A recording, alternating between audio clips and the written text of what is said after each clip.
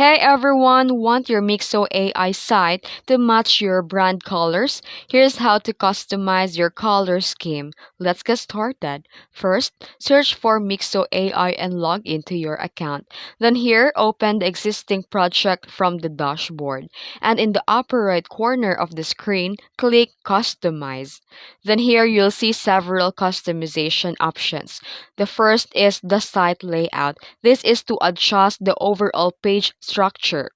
Then after that, you can click the color to change the site primary and secondary colors, while fonts, it choose to typography that fits your brand, and the dark mode. It toggle it on or off for a different visual style. Here you can select color to adjust your site palette. Pick your brand colors or experiment with new ones until you're happy with the result.